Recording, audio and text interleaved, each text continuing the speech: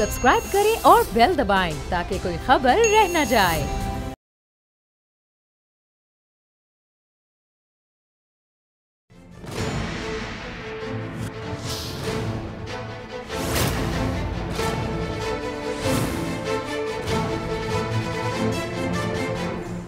अस्सलाम वालेकुम, मैं नूरुल आरफीन सिद्दीकी और आप देख रहे हैं मेरी जंग। तहरीक इंसाफ ने इंतकाम ले लिया है और वो भी निहायत खौफनाक। वो तमाम अरकान जिन्होंने यूसुफ रज़ा गिलानी को एतमाद का वोट बख्शा, तहरीक इंसाफ की पीठ में छुरा भोंका, उनमें से 2 से मेरी गुफ्तगू हो चुकी है। इसके बारे में मैं अपने यूट्यूब चैनल आरफीन नामा पर बात कर चुका हूँ, आज भी करूँगा। उन अरकान को गले से लगाकर एतमाद का वोट हासिल कर लिया है,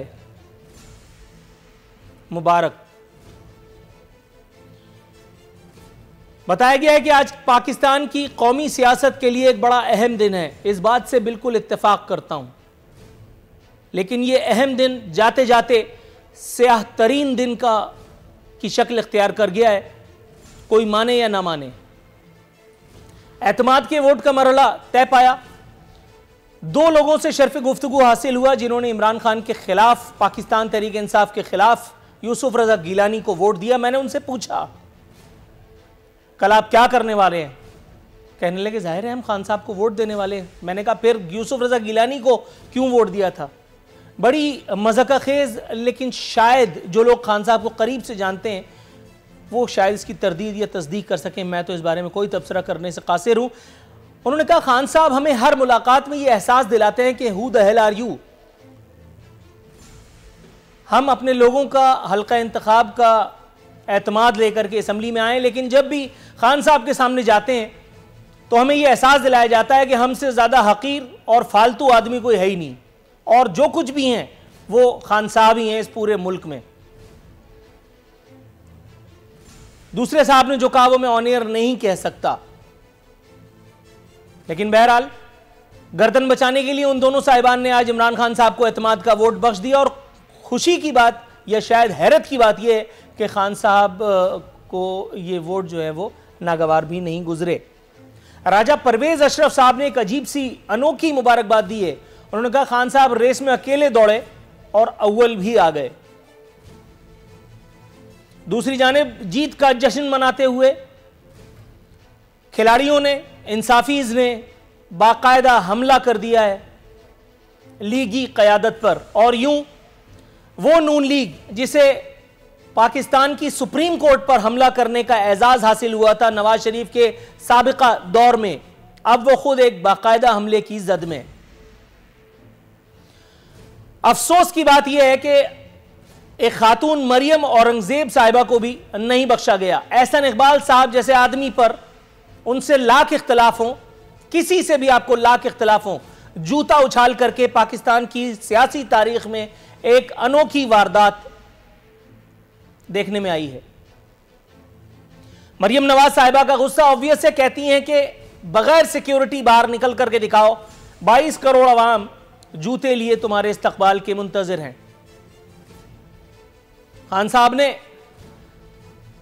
एतमाद का वोट हासिल करने के बाद असेंबली में रिवायती खिताब किया है। बुत शिकन खिताब था। बुत शिकन को आप इन्वर्टेड कॉमास में ही समझिएगा। कहते हैं, पाकिस्तान शरीफों और जरदारियों के लिए नहीं बना था। बात ठीक है, लेकिन पाकिस्तान आमिर कियानी, जहांगीर तलीम, फैसल वावडा, इन लोगों के लिए भी तो नहीं बना था, जहां तक मेरी मालूमात है। मेहमान जो हमारे मौजूद हैं उनसे हम पूछेंगे मैं कितना गलत हूं और खान साहब कितना सही हैं। खान साहब ने फरमाया कि सेनेट इलेक्शन के नाम पर बकरा मंडी लगाई गई। यह बात भी बिल्कुल रोज़े रोशन की तरह आया है, लेकिन यह मंडी पहली दफा नहीं लगी। यह मंडी उस वक्त भी लगी थी जब सादिक संजरानी को आसिफ अली जरदारी ने पैसे का बेदरेग इस्तेमाल करके पिछली मरतबा जितवाया था और आपने उनको गोद ले लिया था बाद में। यह अलग बात कि एक मरतबा फिर गिलानी से शिकस्त की खिफत मिटाने के लिए आपने सादिक संजरानी को ही अपना उम्मीदवार नामजद कर दिया है। यह भी नहीं बताया कि वो जो जहांगीर तरीन की तैयारे में शॉपिंग हुई थी अरकान असम्बली की, जिसके बाद फिर बाकायदा हुकूमत तश्कील पाई थी, वो नैब जदगान वो तमाम लोग जो मशकूक थे उनको क्यों धो धुला करके और फिर हुकूमत में शामिल किया गया, गैर मुंतखब अरकान से काबीना को क्यों सजाया गया। तारीख, रावी और खान साहब तीनों इस बारे में मुकम्मल तौर पर खामोश हैं। कहते हैं जरदारी पैसा चलाकर भारी बन गया। जी हां, जहांगीर तरीन साहब रोजे हश्र से डरा करके इमरान खान साहब की हुकूमत बनाने में कामयाब हुए थे। खान साहब ने फरमाया कि इलेक्शन कमीशन को खुफिया एजेंसियों से ब्रीफिंग लेनी चाहिए। उन्होंने यह भी कहा कि यूसुफ रजा गिलानी की असासे चेक करें। सर कुछ और नाम मेरे पास भी हैं, मैं दे सकता हूं आपको ऑन एयर भी अगर आप चाहें तो, जरा उनके असासे चेक कर लीजिए। यूसुफ रजा गिलानी मेरे मामू के लड़के नहीं है। फांसी के लिए अगर फंदा चाहिए तो रस्सी मैं देने के लिए तैयार हूं। कहते हैं स्विस बैंकों के $60 मिलियन किसी के बाप के नहीं थे। जी हां, फहमीदा मिर्जा ने जो कर्जा माफ कराया वो भी किसी के पापा के पैसे नहीं थे।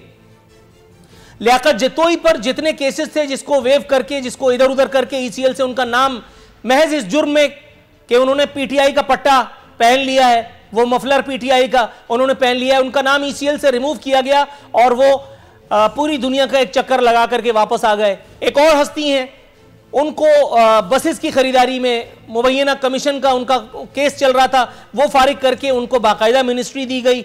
न आमिर कियानी पर दवाओं की कीमतों में मुबैना खुर्द-बुर्द का आज भी केस नहीं चला। मालम जब्बा आज भी पेंडिंग, फॉरेन फंडिंग आज भी लटका हुआ है। फैसल वावडा जमहूरियत की कब्र पे चढ़ करके जमहूर की को मुंह चढ़ाते हुए ना अहल आदमी, दरोग गो आदमी सादिक और अमीन वजीर आजम से कैरेक्टर सर्टिफिकेट लेकर के और सेनेटर बन गया। इस मुल्क में हम और क्या क्या देखेंगे। तारीख, रावी और खान साहब इस बारे में भी खामोश हैं। खान साहब ने कौमों के अखलाकी जवाल के असबाब भी बयान फरमाए।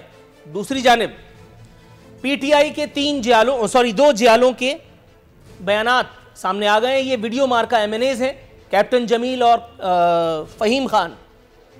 कैप्टन जमील मेरे ऑफिस में मेरे सामने बैठ करके 2 कप चाय पी करके चले गए और मेरे प्रोग्राम में नहीं आए। मैं इनको बहुत पहले से जानता हूं, उस एक वक्त में कि जब हम चैनल में दोनों एक साथ दरवाजे पे बैठ करके लोगों को आते जाते देखा करते थे। पुरानी याद अल्लाह है। लेकिन बहरहाल इनके नामा अमाल में यकीनन कोई नेकी ऐसी होगी कि इन्होंने खान साहब के दस्ते शफकत पर बैत भी की और बाकायदा एमएनए का टाइटल लेने में भी कामयाब हुए। तो क्या हुआ अगर ये मेरे प्रोग्राम में नहीं आ रहे? तो क्या हुआ अगर फहीम खान का मैंने एक ही दफा इंटरव्यू किया और वो आज भी मेरे कोऑर्डिनेटर का नंबर ब्लॉक किए बैठे हैं? लेकिन इनके नामे अमाल की आप देखिए रोशनी कितनी है। खान साहब ने इनकी बाकायदा पीठ थपथपा करके कहा कि आपकी जो कुर्बानी है वो याद रखी जाएगी। आपने पैसा चलने का बाकायदा वीडियो एविडेंस फराहम किया। अब इतने तामझाम की क्या जरूरत थी? मुझे एक मिस कॉल मार देते, मैं बता देता, पूरा प्रोग्राम दाग देता, मैं वो सारी बातें बता सकता था जो इन दोनों ने नहीं बताई। लेकिन बहरहाल सेनेटर करीम ख्वाजा साहब पाकिस्तान पीपल्स पार्टी से हमारे साथ कराची स्टूडियोज में तशरीफ फरमा। अरशद साहब स्काइप पर हमें दर्शन दे रहे हैं। पाकिस्तान मुस्लिम लीग नवाज से इनका ताल्लुक है। मोहतरमा उज़्मा कारदार साहिबा पाकिस्तान तहरीक इंसाफ से शो में जलवागर हैं। मैडम सवाल पे तवज्जो दीजिएगा। इमरान खान साहब जितने नेक हैं वो आखिरी आदमी है इस कुर्रायर्स पे जो हैंडसम है। इस बारे में कोई लबकुशाई किए बगैर बिटवीन द लाइन आंसर अगर आप दें तो मैं और मेरी 700 नस्लें अगली पिछली सब मशकूर व ममनून होंगी। मैडम आप करें तो शौक और वो करें तो पेशा। अच्छा, वो जमीर फरोश अराकीन जिन्होंने जमीर बेचा बकौल खान साहब के, ये मैं नहीं कह रहा, उन्होंने जमीर बेचा, गिलानी को वोट दिया, गिलानी साहब को वोट दिया और उसके बाद आज खान साहब को चूंकि वोट दे दिया इसलिए जी आया नू और पता नहीं कौन कौन सी, बहरहाल मुझे और कुछ आता नहीं है, वेलकम और फलाना फलाना, ये दोहरा मेयार, ये दो रुखी सियासत क्यों कर?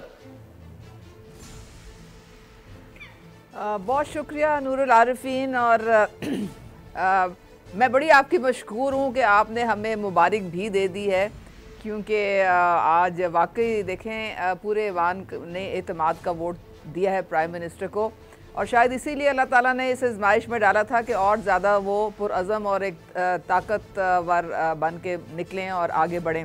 आपने जो मुझसे सवाल किया है, देखिए बात सारी ये है कि हमारे पास कोई 2/3 मेजॉरिटी नहीं है, ठीक है, मैं सच्ची बात करूँगी। हमारे पास सिंपल मेजॉरिटी है और सबको पता है कि हम अलायंस पार्टनर्स के साथ मिलकर हमने सेंटर में और पंजाब में हुकूमत बनाई है। अब ये प्राइम मिनिस्टर ने क्लियरली कहा कि 16 ऐसे लोग हैं जिन्होंने वोट अपना बेचा और मुझे उन्होंने वोट नहीं दिया। बात सारी ये है कि अभी हमें पूरी तरह नहीं पता कि ये 16 लोग कौन थे। अब अगर ये जो 4 हैं, अताउल्ला, असलम खान, कैप्टन जमील और फ़हीम, अगर प्राइम मिनिस्टर साहब ये ख़ुद अपने मुंह से कह रहे हैं कि इन्होंने यानी कि एक मंसूबे के मुताबिक ये वीडियो बनाई और उसको फिर प्राइम मैं वीडियो के ऊपर नहीं जा रहा, मैंने वीडियो का सवाल ही नहीं पूछा। आपने बड़ी खूबसूरती से मुझे चकमा देने की कोशिश की लेकिन नाकाम। मेरा सवाल कुछ और था, वीडियो पे मैं आ ही नहीं रहा। नहीं देखें, अब देखें इस वक्त हमें 2 लोगों के नाम मुझे पता है। आप कैसी हुकूमत है, आपको उन 14 लोगों के नाम नहीं पता जो जमीर फरोश हैं? अगर नहीं पता तो घर जाएं। ये 4 जमीर फरोश नहीं थे। मैं इनकी बात ही नहीं कर रहा हूं, आप फिर चौरंगी घूम के नहीं, आप क्या यही कह रहे हैं ना कि जी वो उन्होंने एतमाद का वोट उन जमीर फरोशों से क्यों लिया, ये कह रहे हैं ना? हाँ, तो इसलिए लिया क्योंकि हमारे नंबर्स जो हैं, हमारे पास थे ही 180 नंबर। अगर वो 16 को आप आज, अव्वल तो हमें पता नहीं वो कौन है, वो जब तक पता नहीं चलेगा, जब तक प्रूफ सामने नहीं आएगा, मुझसे कुछ तय कर लीजिए, 2 नाम मैं बता देता हूं। और दूसरे नहीं, आपको अगर नाम पता है उन 16 के तो बता दें, हमें तो अभी तक नहीं मालूम। नहीं, मैं हुकूमत तो नहीं हूं, मैं हुकूमत में झक तो नहीं मार रहा, लेकिन हुकूमत में ना होने के बावजूद भी 2 से शर्फ गुफ्तगू हासिल कर चुका। और 180 से ज्यादा हमारे पास नंबर नहीं है वहां पे। तो फिर अफलातूनी बातें नहीं करनी चाहिए थी ना? ऐसा है इस वक्त सारों की सपोर्ट हमें चाहिए क्योंकि ये पीटीआई के टिकट पे आए हैं, पीटीआई के टिकट पे मिनिस्ट्रीज इनको मिली हैं और पीटीआई के ही मेंबरान हैं ये। इनका एक मकसद है यहाँ पे होने का। ठीक है, तो क्या हुआ अगर उन्होंने चंद चकों के एवज अपने जमीन को बेच दिया? कौमी मफाद में उनकी ये गलती, इन्वर्टेड कॉमास में गलती, माफ की जाती है, ऐसा ही है? हाँ या ना? फिर मैं आगे बढ़ जाऊं। नहीं, अभी माफ ये ना कहे कि माफ बिल्कुल नहीं किया। ये जब इनके खिलाफ प्रूफ आएगा तो जिस तरह हमने 2018 वो तो मतलब ठीक है, आएगा, मैं समझ गया। रावणवार के खिलाफ भी अभी तक प्रूफ आ रहा है। थोड़ा सा तवक्कुफ कीजिएगा मैडम, मैं आपकी जानिब आता हूं। राना अरशद साहब, सर मुझे सुन सकते हैं आप?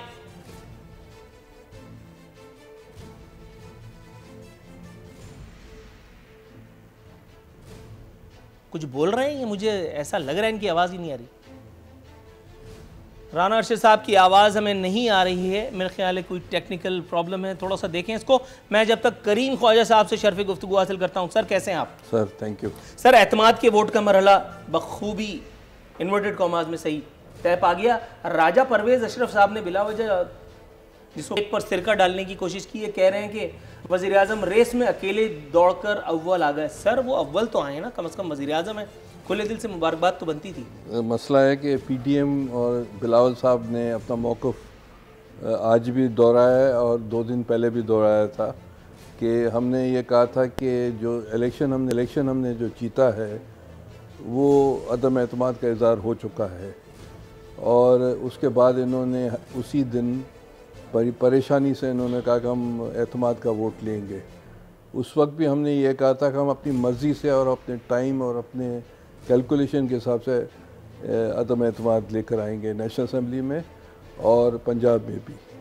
तो ये जो इन्होंने आज जिस तरह किया है, मैनेज किया है इन्होंने सारी रात बैठकर, आज उनकी इमरान साहब की जो टीवी पर विजुअल दिखा रही थी कि वो कितने परेशान हैं। दूसरी बात, आरफीन साहब भले कोई किसी का मुखालिफ क्यों नहीं हो, जो इन्होंने मुस्लिम लीग के लीडरान से, खाकान अब्बासी साहब से, एहसन इकबाल से और मरियम औरन से और वगैरह वगैरह जो पीटीआई के वर्कर्स ने की ये हरकतें, वो काबिल मज़म्मत है और ये फाशिज़म है। पाकिस्तान के पॉलिटिकल कल्चर में पहले कभी ऐसा नहीं हुआ है। इन्होंने फाशिज़म को फ़रोग़ दिया है पीटीआई ने, और आज कोई इनका विनिंग डे नहीं है, ये स्टार्ट है उनका जो है, जो शिप डूबना जो शुरू होती है ना, वही है। और ये अफरा तफरी है। अब 16 जने जो ज़मीर फरोश है उससे भी वोट ले लिया, माफ़ी भी दे दी उनको। और कहते हैं कि 15-15 करोड़ का भी आसरा मिला है हर MNA को। औरत जो है नहीं, वो तो कह रहे हैं कि वो फी सबीलिल्लाह, पैसा सिर्फ पीपल्स पार्टी ने चलाया है। मैडम ये मुझे बताइएगा, इख्तिसार के साथ अगर आप मेरी रहनुमाई करने की कोशिश फरमाएं, ये आखिरत का खौफ दिला करके, मौत का मंजर सुना करके, सूरह यासीन का वजीफा पढ़ करके और 2 रकात नफिल बराए बरावी हाजत पढ़ करके खान साहब को आपने वोट दिलवाया है? जहांगीर तरीन साहब ने ये हुकूमत बनवाई थी, या उस वक्त भी पैसा चला था? सादिक संजरानी साहब जिस वक्त हम पर नाजिल हुए थे उस वक्त भी पैसा चला था? कुछ रहनुमाई अगर आपकी तरफ से मिल जाती। देखें, बात सारी ये है कि जहांगीर तरीन साहब ने बिल्कुल मदद की थी हमारी हुकूमत बनाने में। काफ़ी लोगों को उन्होंने कायल भी किया था। कैसे कायल किया था? मैं यही तो पूछ रहा हूँ। कायल तो, ये तो सवाल में ही जवाब था कि कायल किया था। कायल को इन्वर्टेड कॉमास में समझिएगा। ये फी सबीलिल्लाह था, मौत का मंजर सुना करके था, 2 रकात नफिल पढ़ करके किया था, उनके कुलूब को मुसख्खर करके किसी आमिल के जरिए किया था, या पैसा नोट चला करके किया था? नहीं, सिर्फ एक बात पे किया था कि आप आए, हमारे साथ हुकूमत बनाएं और आपको इज्जत दी जाएगी, बस इस पे किया था। और वो इतने अल्लाह लोग थे कि वो इज्जत के नाम पे शामिल हो गए। नहीं तो बस आप ये उनसे पूछें। अच्छा। अल्हम्दुलिल्लाह उनको एतमाद था प्राइम मिनिस्टर इमरान खान पे, इसलिए उन्होंने हमारी हुकूमत को ज्वाइन किया। और फिर उसके बाद हमारे साथ अभी भी वो मिलके चल रहे हैं। तो ये तो अपनी अपनी चॉइस होती है सारों की कि उन्होंने किसका साथ देना है और कहाँ बैठना है। इंडिपेंडेंट को तो ये इजाजत है, आपका कानून ये इजाजत देता है, तो इसमें क्या बड़ी बात आपको नजर आ गई है? कोई फ्लोर क्रॉसिंग नहीं, बड़ी बात की जहां तक आपने बात की, तो यहाँ तो बड़ी बड़ी बातें निहायत छोटी बन जाती हैं when it comes to PTI and PTI वालाज। अब ये कोई बड़ी बात थोड़ी है कि फैसल वावडा ने झूठ बोला। हम दिन में 50 झूठ बोलते हैं, सैकड़ों झूठ बोलते हैं। तो अगर एक मुंतखब MNA जो बल्दिया टाउन में कचरे पे कुर्सी रख करके और सुट्टा मार रहा था और आवाम को यह बता रहा था कि दर हकीकत मैं तुम जैसा मिडिल क्लासिया हूं, वो अरबपति आदमी हमारे सीनों पे चढ़ करके, हमारी कब्रों पे चढ़ करके पहले नेशनल असेंबली पहुंचा, वहां झूठ बोला, इलेक्शन कमीशन में झूठ बोला, इलेक्शन कमीशन को लटकाए रखा, इस्लामाबाद हाईकोर्ट को झांसा दिया, और उसके बाद चूंकि वो मुकर्रब था, मुकर्रब को इन्वर्टेड कॉमाज में ही समझिएगा, उन पर कुछ लोग ATM होने का भी इल्जाम लगाते हैं, शायद इस वजह से, मुझे नहीं पता, आप रहनुमाई कीजिए ऐसा है या नहीं। खान साहब ने उसको, आप समझ रही होंगी, चौरंगी घुमा करके फिर सेनेट में पहुंचा दिया। तो ये भी बड़ी छोटी सी बात है, बिलावजह इसको बड़ा बनाया हुआ है। क्या ख्याल है? नूरुल आरिफीन, देखें, कैप्टन ऑफ द टीम जो हैं वो इमरान खान हैं।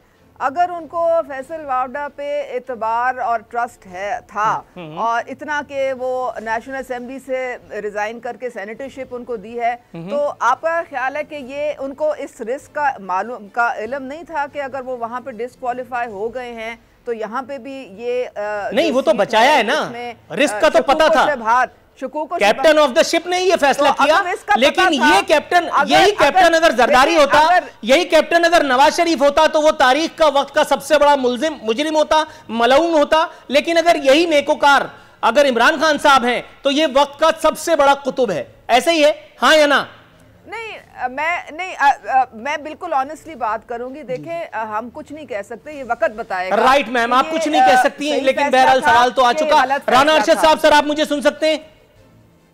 जी, मैं आपकी बात सुन रहा हूँ। राना अरशद साहब, सर मैं बहुत माजरत ख्वाह हूँ, तकनीकी खराबी की वजह से आपको हम देख नहीं पा रहे, लेकिन आप मुझे सुन करके गुजारा कीजिए। सर, आज का दिन पाकिस्तान की कौमी तारीख में एक बड़ी अहमियत का हामिल है। खान साहब ने बकौल राजा परवेज अशरफ साहब, पता नहीं क्यों उन्होंने फप्ती कसी है, मुबारकबाद भी दिल से नहीं दी। सर, आप इस खुशी के मौके पर कोई हदिया तबरीक, कोई नजराना अकीदत पेश करना चाहेंगे इमरान खान साहब को? जी, बिस्मिल्लाहिर्रहमानिर्रहीम। नूरुल आरिफीन साहब, मैं आपका शुक्रिया अदा करता हूँ। गुजारिश ये है कि ये आज तारीख का स्याह-तरीन बदनुमा दाग था जमहूरियत पर। आप देखें कि किस तरह इमरान न्याजी साहब जो कहते थे करप्शन के खिलाफ मैं खड़ा हो जाऊंगा, आज वो लेट गए और करप्शन करने वालों को सीने के साथ लगाकर, मैं समझता हूं, अंदर खुद एक नूरी नट का रोल प्ले कर रहे थे और बाहर उनके फोर्स के दरिंदे, उन्होंने साबका वज़ीर-ए-आज़म अब्बासी पर, शाहिद खाकान अब्बासी पर हमला किया और उन्होंने साबका डिफेंस मिनिस्टर एहसन इकबाल पर हमला किया और साबका मिनिस्टर इंफॉर्मेशन मरियम औरंगजेब पर हमला करके ये साबित किया कि ये खूनी दरिंदे बन चुके हैं जो पाकिस्तान की माशियत को लेकर बैठ गए और वो 16 अगर कोई जमीर फरोश है तो वो इनके अपने हैं और उनसे भी ये पैसे लेते हैं, बट्टाखोरी करते हैं। और आज तारीख ने साबित किया कि इमरान खान जो मियां नवाज शरीफ साहब का नाम ले रहे थे, तो मियां नवाज शरीफ साहब तो अल्हम्दुलिल्लाह 1937 में उनके वाले साहब की इत्तेफाक फाउंड्री बनी थी जो बाद में तरक्की करती करते। तो इमरान न्यावी सर थोड़ा सा तवक्कुफ कीजिएगा राना अरशद साहब, मैं ब्रेक से वापस इंशाअल्लाह ताला आपसे मजीद गुफ्तगू करेंगे। ज़हमत की अज़हद माजरत।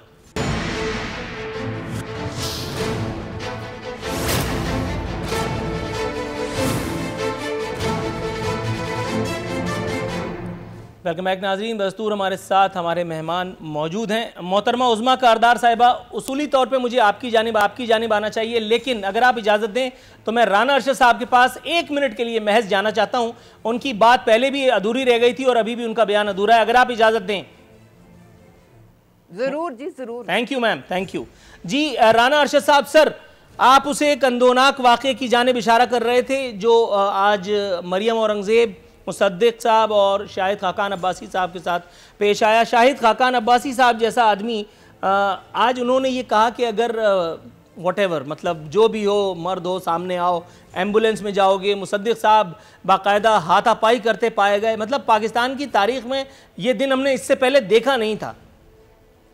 मैं नूरुल आरफी साहब गुजारिश ये करूंगा, मैं खुद एक पॉलिटिकल वर्कर हूं और मैंने जब मैटर मेरी कोशिशें बहरहाल रायगा चली गई। राना साहब आपकी आवाज़ एक दफ़ा फिर गई। मोहतरमा उज़्मा कारदार साहिबा, मैं आप ही की जानिब आ रहा हूँ। मैडम इस एक वाक़े पर ज़रा तबसरा फरमाने की कोशिश करके देख लीजिए। शाहिद खाकान, मरियम औरंगज़ेब, मुसद्दिक मलिक के साथ जो कुछ हुआ, नारे लगाते हुए लोगों ने, इमरान खान साहब की मिदद फरमाते हुए लोगों ने, जाहिर है कि वो रॉ के लोग तो नहीं थे, वो KGB और मोसाद के भेजे हुए कारिंदे भी नहीं हो सकते। वो यहीं इसी सीने ज़मीन पर चलते फिरते मेरे और आपके भाई बहन थे। उन्होंने ये जो भाईचारा निभाया है, इस पर किस अंदाज में आप तबसरा फरमाना चाहेंगी? नूरुल आरिफीन, देखें जो वाक़या हुआ वो नहीं होना चाहिए था, अफसोसनाक है। हमें एक दूसरे के लिए स्पेस देनी चाहिए, हमें टॉलरेंस और बर्दाश्त एक दूसरे के लिए पैदा करनी चाहिए। लेकिन हैविंग सेड दैट, जब आपको पता है जब कारकुनान जब बाहर निकलते हैं और जज्बात अरूज पे होते हैं तो थोड़ी सी भी जो चीज़ होती है ना वो मुश्तिल हो जाते हैं जज्बात। और उस वक़्त वहाँ पे ये नहीं कि कोई लीडरान से उनको कोई इंस्ट्रक्शन मिली है, वो वैसे ही आपको पता है फिर वो गुत्थम गुत्था वाली कहानी हो जाती है। होनी नहीं चाहिए, बिल्कुल नहीं होनी चाहिए। हमें एक दूसरे की जो सियासी जो गुफ्तगू है या जो बिहेवियर है वो रिस्पेक्ट के साथ विद इन बाउंड्रीज जो है रखना चाहिए। आज जो हुआ वो नहीं होना चाहिए, लेकिन मैडम साथ साथ ये भी तो है, ये भी एक अनफॉर्चुनेट रियलिटी है कि जब कभी भी कोई एंकर तहरीक इंसाफ के हवाले से कोई तनकीदी प्रोग्राम कर देता है, कोई तनकीदी तज्जिया तबसरा कर देता है, तो उसके बाद कौमे यूथ हाथ धो करके उसके पीछे पड़ जाती है। इज्तिमाई तबर्रों की महफिलों का इनेकाद किया जाता है। खुद मेरे साथ पिछले कई दिनों से जो कुछ हो रहा है, गो के इससे मुझ पर तो कख भी फर्क नहीं पड़ा। और ये हादसाती तौर पे नहीं है, ये बाकायदा एक सोशल मीडिया ब्रिगेड है, ये एक जिहादी ब्रिगेड है जिसको पाल पोस करके बड़ा किया गया है, जिसके लिए अजर व सवाब की महफिल का इनेकाद बाकायदा किया जाता है। उसकी सरबराही उन महफिल की कौन करता है, मेरे ख्याल है आप बेहतर जानती हैं। उसके लिए सरकार ने बाकायदा एक बजट भी रखा हुआ है। तो आप यूं हाथ झाड़ करके तो बरी जिम्मा नहीं हो सकती, मेरा ख्याल है।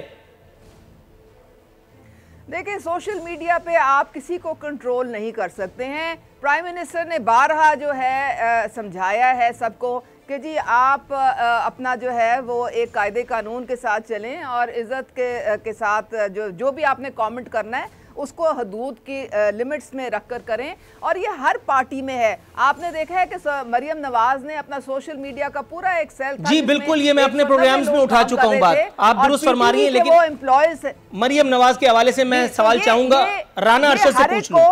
ये हर एक को देखिए, हमें अपने लोगों को सही तरीके से गाइड करना चाहिए। Got your point ma'am, got your point. जी राना अरशद साहब, अनफॉर्चुनेटली आपकी आवाज का बड़ा मसला चल रहा है। चाहता हूं नूरुल आरफी साहब, मैं ये अर्ज करना चाहता हूं कि एहसन इकबाल साहब और शाहद खाकान अब्बासी साहब जो हैं वो कमिटेड वर्कर हैं मुस्लिम लीग नून के, और वो भी स्टूडेंट सियासत से होकर आगे आए हैं।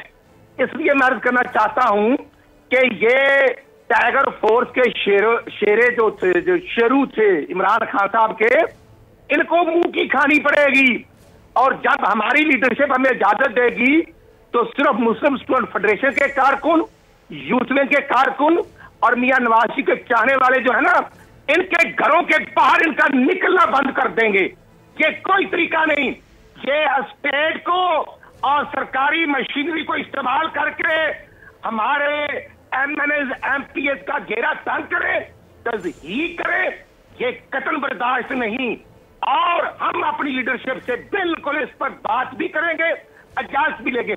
आज 16 लोटों को सीने के साथ लगाया। सर उस तरफ जाने से पहले मैं एक छोटी सी बात आपसे पूछना चाह रहा हूं, इस मौके का फायदा उठा करके, जिस जाने मैडम ने भी तवज्जो दिलाई। मैं ये बात मुताद्दिद प्रोग्राम्स में ऑन एयर कह चुका हूं कि सर सोशल मीडिया को अंधे की लाठी की तरह इस्तेमाल करने का जो फन था वो मरियम नवाज साहिबा ने मुतारिफ कराया था, जिसे इबादत का दर्जा दिया पीटीआई की इस एक सरकार ने। सर वो जो हरकत आप लोगों ने शुरू की थी, वो जो रस्म बद आज वो जिस मेराज को बामे उरूज को छू रही है, वो देख करके अपने गुनाहों का एहसास होता है? नहीं नूरुल आरफी साहब, हमारा सोशल मीडिया गवर्नमेंट में रहते हुए भी कंट्रोल था, आज भी कंट्रोल है। और ये मुल्क पर मुसल्लत शुदा फार्म फंडिंग का साहब नहीं देते, ये मुल्क के अंदर दीवानों में बैठकर भी गुंडागर्दी कर रहे हैं और सोशल मीडिया को इस्तेमाल करके लोगों की तज़हीक करते हैं। कोई एंकर हो, कोई तजिया नगार हो, या कोई साबका मिनिस्टर हो, प्राइम मिनिस्टर हो, दूसरी पार्टी से तल्लक रखने वाला बात करे तो उछाल करते हैं। ये अखलाक नाम की चीज से वाकफ ही नहीं। ये इमरान नियाज़ी साहब को तौफीक नहीं हुई, अंदर खुतबा दे रहे थे, झूठों के पलंदे बोल रहे थे और उनको नजर नहीं आ रहा था कि बाहर हुकूमती मशीनरी का इस्तेमाल होते हुए इस तरह अखलाकियात का जनाजा निकाल रहा था। हम इसकी सर थोड़ा सा, जी बिल्कुल आपकी मजम्मत हो चुकी, मैं जरा थोड़ा सा करीम ख्वाजा साहब को शरीके गुफ्तगू करना चाह रहा हूँ। सर थोड़ा सा अगर आप तवक्कुफ फरमाएं। राइट सर, राना अरशद साहब थोड़ा सा तवक्कुफ। पूरे पाकिस्तान। करीम ख्वाजा साहब, सर ये मुझे बताइएगा, बात जहाँ तक पहुँचती हुई नज़र आ रही है अनफॉर्चुनेटली राना अरशद साहब के गुस्से को देख करके लग रहा है, और जो उन्होंने इंदिया दिया कि हम अपनी लोगों से पूछेंगे, इजाज़त लेंगे क़यादत से, ये बात कहाँ तक जाएगी? देखें, यहाँ जो बड़े सगीर में पॉलिटिक्स स्टार्ट हुई थी अंग्रेज़ दौर में, वो नॉन वायलेंट पॉलिटिक्स थी, वो मुस्लिम लीग की हो या कांग्रेस की हो। तो यहाँ जलसे जुलूस होते थे, पता नहीं इतनी मुखालिफत के बावजूद इस तरह के वाक़यात कभी भी नहीं हुए। एक दफ़ा हज़रत कायद-ए-आज़म पर एराफ पार्टी ने अटैक किया था, वो जिन्ना साहब ने खुद उनको रोका, फिर उन्होंने दरगुजर किया, मुस्लिम लीग को नहीं कहा कि आप इनसे जाकर लड़ें। ये इनटॉलरेंट पॉलिटिक्स पाकिस्तान में इस बार शुरू हुई है। एक आर्टिफिशियल पार्टी क्रिएट की गई और जो सेलेक्टेड प्राइम मिनिस्टर आया उसने ये इनटॉलरेंसी या इंट्रोड्यूस कराई। माजी में अगर हम जाएं तो हिटलर मेजॉरिटी से नहीं आया था, उसने इस तरह की इनटॉलरेंस पॉलिटिक्स यूरोप में की, स्पेन में भी फ्रांको ने इस तरह की, मसोलिनी ने इटली में की। पाकिस्तान में इस फाशिस्ट ट्रेंड का बुनियाद रखने वाले वो लोग हैं जो आजकल हुकूमत कर रहे हैं और जो उनको लेकर आए हैं। इस ट्रेंड को जो है हम चाहेंगे कि आगे नहीं बढ़े, ख़त्म हो और एक टॉलरेंट माशरा हो जो जिन्ना साहब ने यहाँ बुनियाद रखी है। अब आगे क्या होता है आई डोंट नो, मगर इस इनटॉलरेंस की वजह से पाकिस्तान को बड़ा नुकसान होगा। अल्लाह अपनी ईमान में रखे। मैडम, अब खान साहब के खिताब की जानिब बढ़ते हैं, बात को थोड़ा सा और खोलते हैं। खान साहब ने खिताब करते हुए फरमाया कि पाकिस्तान शरीफों और जरदारियों के लिए नहीं बना था, जिस तरह से हिंदुस्तान में टाटा, बिरला और फलाना फलाना जो है वो राज कर रहे हैं। मैडम, बात तो ठीक है, लेकिन आधी बात। पाकिस्तान तो आमिर कियानी, फैसल वावडा और दीगर तबलचियों के लिए भी नहीं बना था, लेकिन वो राहत में हैं। वो नैब जदगान, उनके केसेस भी उड़ा दिए गए, उनको रिलीफ भी मिला, उनके केसेस भी लटकाए गए।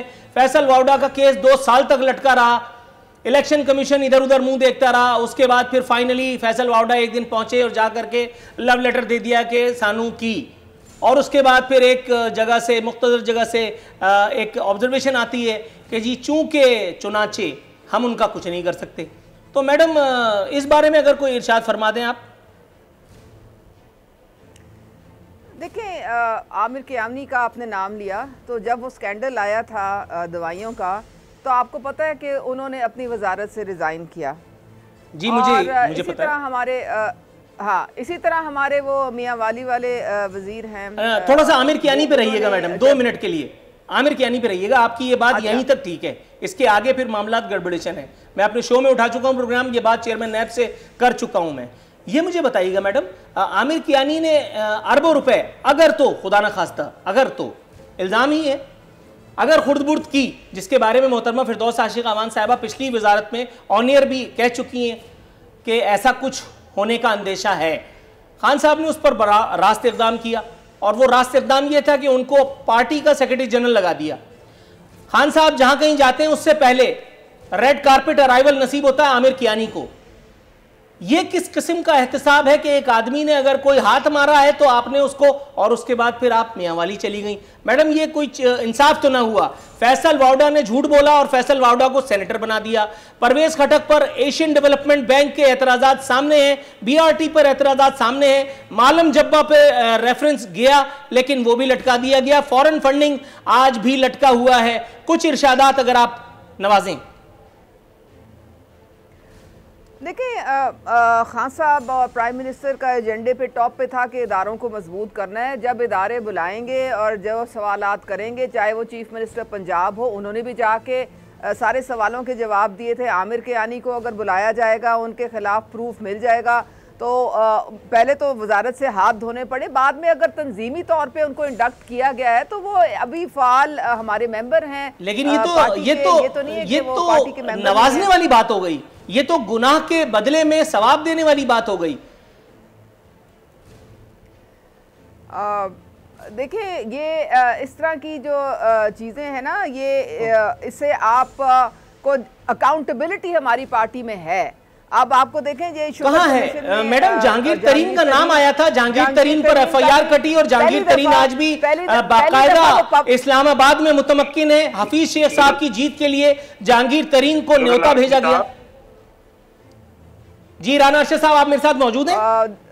वो हमारे मेंबर हैं, और अगर उन्होंने मदद, सर मैं आपकी तरफ आता हूँ, एक मैं बात करना चाहूंगी। राना साहब मैं आपकी तरफ आता हूँ। राना अरशद ने कहा था कि हम अपने लीडरान की इंस्ट्रक्शंस का वेट कर रहे हैं, तो ये इनको इंस्ट्रक्शंस तो मिलती हैं कि जाके सुप्रीम कोर्ट पे हमला कर दो। मैडम, ये सवाल ही नहीं था मेरा। इंस्ट्रक्शंस का वेट कर रहे हैं मैडम, ये मेरा सवाल नहीं था, काइंडली ये मेरा सवाल नहीं था। मैंने मुख्तसर नहीं, मुफस्सिल पूरा सवाल पूछा है, एक रजिस्टर भर के। आपने एक का भी जवाब नहीं दिया। अनफॉर्चुनेटली ब्रेक की कॉल आ गई है, लेकिन ब्रेक के बाद मैं आप ही और जवाब पाने की सही है नाकाम करूंगा।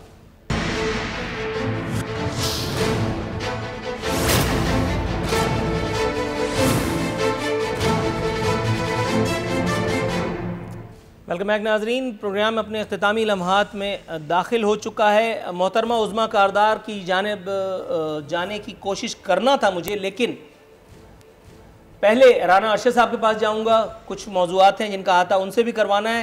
मोहतरमा उज़्मा कारदार, आपके लिए सवालात मेरे सारे वही हैं और आपका जवाब अभी मैं सुनूंगा। थोड़ी देर में मैं आपकी जानिब आता हूं। मैडम, आपकी इजाज़त से राना अरशद साहब के पास जाऊंगा। जी राना अरशद साहब, सर जरदारी पैसा चलाकर भारी बन गया, ये कहना है इमरान खान साहब का, क्या फरमाएंगे? मैं कहता हूं कि जब जरदारी साहब इनके साथ थे और जब इन्हें बलूचिस्तान की गवर्नमेंट और उसके बाद सेनेट के इलेक्शन में, तो जरदारी साहब बहुत अच्छे थे। जब जरदारी साहब ने कहा कि आप तो अली बाबा 40 चोरों का रूप डाल चुके हैं और आप ट्रिलियन ट्रीज के 16 अरब का साथ दे, आप बीआरटी के 120 अरब का साथ दे, आप मतलब की स्टॉक एक्सचेंज जो 54,000 इंडेक्स पर थी उसका साथ दे, और जब डॉलर 108 का थे आप 170 पर लेके आपने अरबों रुपया कमाए तो जरदारी साहब भी बुरे हो गए। इमरान न्यारी साहब, आप तो खुर्शीद शाह साहब आपको से लीडर के पीछे खड़े होते थे। अब कौन सा वो बैरूनी एजेंडा, ना तो ये फंड फंडिंग का साथ देते हैं, ना ये हलीमा बीबी के अरबों रुपए के जो असासे 2004 से 2018 तक छपाए गए उनका साथ देते हैं। 300 करोड़ के घर में रहकर 12 लाख गवर्नमेंट को देकर उसको रेगुलर करवाते हैं, और फिर करप्शन को मूवर ड्यूअल नेशनैलिटी वाले फैसल वापडा 9 बजे वोट डालते हैं, वो 9:15 बजे कौमी असेंबली में, और 9:30 बजे वो जाकर इलेक्शन कमीशन में इस्तीफा जमा करवा देते हैं। पहले वो वहां पर जाते नहीं थे, और इनके लियाकत जतोई ने कहा कि 35 करोड़ में टिकट बेचा है सैफुल्लाह आबरो को। किसने साहब पूछा? नहीं पूछ सकते, जरूरत ही नहीं है। जो अब्दुल कादर को टिकट बलोचिस्तान में दी गई 70 करोड़ का, इनके रेंज ने, जो इनका पार्लियामेंट लीडर सदर, उसने बात की। इमरान खान न्याजी साहब के हाथ कांपते हैं, और 176 वोट लिए थे, तो आज मुझे बताएं 178 कैसे हो गए? लोगों के जमीर खरीदने वाले इमरान खान न्याजी साहब, जो तुमने आज हमारे पार्लियामेंटेरियन पर हमला किया है, ये तारीख तुम्हें माफ नहीं करेगी। और कारकुन हमेशा पार्टी का साथ होते हैं। आज शेख हफीज वो शख्स है जो काबली का हिस्सा, पार्टी का हिस्सा, और इनकी सारी करप्शन को जो है वो छिपाने वाला आज अवाम और अवामी नुमाइंदों ने उनको रिजेक्ट कर दिया। सर थोड़ा सा तवक्कुफ कीजिएगा, मैं आपकी जानिब आता हूँ। राना रशीद साहब, मैं आपकी तरफ आता हूँ। सर थोड़ा सा तवक्कुफ, प्रोग्राम अपने इख्तितामी लम्हात में। डॉक्टर साहब ये मुझे बताइएगा, कौमों की अखलाकी जवाल के असबाब बयान फरमाए खान साहब ने आज अपनी तकरीर में, साथ ही कहा कि स्विस बैंकों के 60 मिलियन डॉलर्स किसी के बाप के नहीं थे। अखलाकी पस्ती और जवाल का जिक्र करते हुए बाप दादा को तबर्रा करना, ये मैच करता है या मुझे गलतफहमी हुई है? देखें, वो ज़बान जिस तरह कल्चर इन्होंने फ़रोग़ दिया है, जिस तरह की ज़बान इस्तेमाल कर रहे हैं, उनको तारीख भी पता नहीं है। वो टाटा बिरला कहते हैं, टाटा बिरला वो थे जो कि कांग्रेस की सपोर्ट की थी अंग्रेज़ों के ख़िलाफ़ तारीख़ी तौर पर, भले वो हमारी उसे बने या नहीं बने। और हमारे पास कायदे-ए-आज़म मोहम्मद अली जिन्ना के साथ कोई टाटा बिरला नहीं था, क्योंकि कोई मुसलमान इतना नेशनल बुर्जुआई नहीं था। इनको ये भी पता नहीं कि नेशनल बुर्जुआई क्या होता है, कंपैरेटिव बुर्जुआई क्या होता है। तो इनको जो तारीख का कुछ पता नहीं। टाटा बिरला का अच्छा रोल था अंग्रेज़ों के ख़िलाफ़। हमारे पास बदकिस्मती से कोई इतने व्यापारी नहीं थे ताकतवर, या सनतकार नहीं थे, या मुस्लिम लीग के साथ जिन्ना साहब की मुस्लिम लीग की बात कर रहा हूँ। तो अब ये जो कल्चर इन्होंने फाशिज़म का पाकिस्तान में जो फ़रोग़ पा रहा है, देखिए मैं आपको बताऊँ, ईस्ट पाकिस्तान और वेस्ट पाकिस्तान था ना, मुजीबुर रहमान की जो अवामी लीग थी, उन्होंने वेस्ट पाकिस्तान वालों के ख़िलाफ़ कभी ऐसा नहीं किया। पॉलिटिकली मैं बात कर रहा हूँ। ये तो इन्होंने पाकिस्तान में रहकर इन्होंने जो कल्चर फाशिज़म का फ़रोग़ पाया है, जो लेकर आए हैं, उनके लिए भी सही नहीं है, और ये जो कर रहे हैं उनके लिए भी सही नहीं है। मैडम उस्मा बहुत ही भयानक किस्म का इल्ज़ाम आयद कर दिया है फाशिज़म का। मैं चाहूँगा कि आप इस पर कुछ 1 मिनट बल्कि इससे आधा मिनट आप इस पर रायज़नी करें, और उसके बाद मेरे सवाल पर आ जाएं, जो मैं ब्रेक पर जाने से पहले चाह रहा था कि ये किस किस्म का इंतकाम था, एहतसाब था कि फैसल वावडा को नाअहली की सज़ा देने के बजाय सेनेटर बनवा दिया। आमिर कियानी को अद्वियात के मुबैना खुर्द-बुर्द के मामले पर पार्टी का जो है वो एक अहम पोजीशन दे दी। परवेज़ खटक पर बावजूद एशियन डेवलपमेंट बैंक के एतराज़ात के कोई उनके खिलाफ बात नहीं हुई। और दूसरा Malam Jabba case, billion tree एहतसाब वन साइडेड हो रहा है, चाचे मामे मज़े में हैं, ये एतराज़ात हैं, इनका जवाब भी चाहिए होगा। एक तो ये सेनेटर साहब ने जो टाटा बिरला की बात की है, ये प्राइम मिनिस्टर जो कहना चाह रहे थे ये था कि जो 22 ख़ानदानों ने पूरे मुल्क की जो दौलत है उसके ऊपर कब्जा जमाया हुआ था, वो कल्चर हमने ख़त्म करना है। हमने ये नहीं कि सिर्फ 100 या 22 जो ख़ानदान हैं सब उनके पास हो और बाकी जो 22 करोड़ आवाम है वो उनके चूल्हे ठंडे पड़े रहे। हमने इक्वल डिस्ट्रीब्यूशन ऑफ वेल्थ और इक्वल अपॉर्चुनिटीज़ की वो बात कर रहे थे, इसलिए उन्होंने कहा था कि हम टाटा बिरला वाला कल्चर नहीं पाकिस्तान में चाहते हैं। अब ये आपने नूरुल आरिफीन चौथी दफ़ा मुझे ये 3-4 नाम दे के रिपीट किए हैं सवाल। अब मैं कितनी दफा इनका जवाब नहीं, आप चौथी दफा के बाद आपने एक दफा भी जवाब नहीं दिया, और ये पहला प्रोग्राम नहीं है जिसमें मैं आपसे पूछ रहा हूं और आप वाहिद हस्ती भी नहीं है। ये सवाल मेरे वजीर आजम हाउस में भी सुने जाते हैं, लेकिन जवाब वहां से भी नहीं आता। मैंने फैसल वावडा का क्लियर आपको जवाब दिया है, मैंने आमिर कियानी का भी आपको क्लियर जवाब दिया है। ये क्या क्लियर जवाब है मैडम? ये क्या क्लियर जवाब है कि अगर आरफीन करे तो डाकू और फैसल वावडा ने किया है तो वो हाजी? ये तो अजीब, आपने मतलब कुछ समझे आप कह रही हैं मैंने जवाब दे दिया, मैं कह रहा हूं आपने जवाब नहीं दिया। देखें बिल्कुल मैंने दिया, मैंने कहा प्राइम मिनिस्टर को उन पे ट्रस्ट है, अगर उन्होंने एक सेनेटर की सीट अपनी जो है रिस्क पे लगाई है तो कोई उसकी वजह होगी, ठीक है, वो कैप्टन ऑफ द टीम है, उनकी सवाबदीद है, कोई वजह होगी। अच्छा ठीक है, चलिए मैं इसको मान लेता हूं, हालांकि ये जवाब नहीं है, लेकिन चलिए आपका दिल रखने के लिए अगर आप इजाजत दें तो मैं राना अरशद साहब के पास से फिर आपके पास दोबारा चक्कर लगाने की कोशिश करूंगा। राना अरशद साहब, सर ये मुझे बताइए, ये जो वीडियो मार्का M&A सामने आए हैं, कौम इनकी खिदमात को ता जिंदगी याद रखेगी काइंड ऑफ बयान सामने आया है। मतलब मैं गड़बड़ा गया हूं, कंफ्यूज आ गया हूं, मेरी रहनुमाई कीजिए, इन लोगों ने ऐसा क्या कर दिया? सर अली गिलानी ने जो कुछ किया उसकी सजा उसको मिलनी चाहिए, मैं आज भी इस फेवर में हूं, कतई नजर इसके इन लोगों ने कौन सी कुर्बानी दी? नूरुल आरिफीन साहब, ये एक साजिश थी और इमरान नियाजी के ये चारों M&A जिनको वो आज सीने से लगा रहा है, वो हकीकत में तो सियासतदानों को बदनाम करने के एजेंडे पर अमल कर रहा है। मैं समझता हूं कि अगर तो अली गिलानी पैसे दे रहा था या उनसे कुछ सौदेबाजी कर रहा था तो वो नहीं होनी चाहिए, लेकिन इमरान नियाजी को 3.25 साल तो तौफीक ना हुई कौमी असम्बली में जाने की, और ये फैसल वावडा और शेख हफीज का ये 3 दिन से दिन रात कौमी असम्बली में माशाल्लाह डेरा लगा के बादशाह सलाम बैठे हुए थे। हकीकत में ऊपर से डंडा था और बैरूनी डंडा था कि शेख हफीज को, क्योंकि वो IMF का रेगुलर मुलाजम है और पाकिस्तान की माशियत को तबाह करने का उसको ठेका मिल चुका है, उसको सेंटर बनाकर फुल वजीर बनाना है, यही उसकी परेशानी थी इमरान खान साहब की। वो जो 16 लोग हैं वो कहते हैं कि ये हमारी तज़हीक करते हैं। थोड़ा सा तवक्कुफ कीजिएगा, मैं फाइनल कंक्लूडिंग रिमार्क्स लेना चाह रहा हूं सेनेटर करीम ख्वाजा से। Sir 30 seconds. सर देखें, इमरान नियाजी की जो है तबाही आज के दिन के बाद नज़र आ रही है, उनकी शक्ल ही बता रही थी, और इसमें सबसे ज़्यादा इफ़ेक्ट पाकिस्तान का गरीब अवाम होगा। और दूसरी बात, नूरुल आरिफीन आप बहुत अच्छे एंकर हैं, सारी दुनिया में इकोनॉमिकल रिसेशन है, पाकिस्तान में बहुत ज़्यादा है।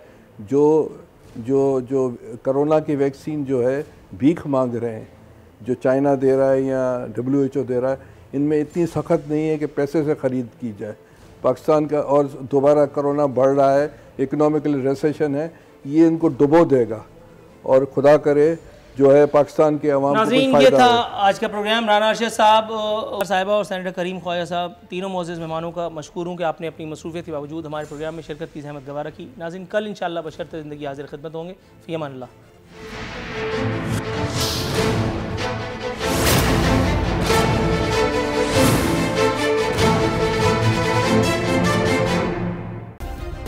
सब्सक्राइब करें और बेल दबाएं ताकि कोई खबर रह न जाए।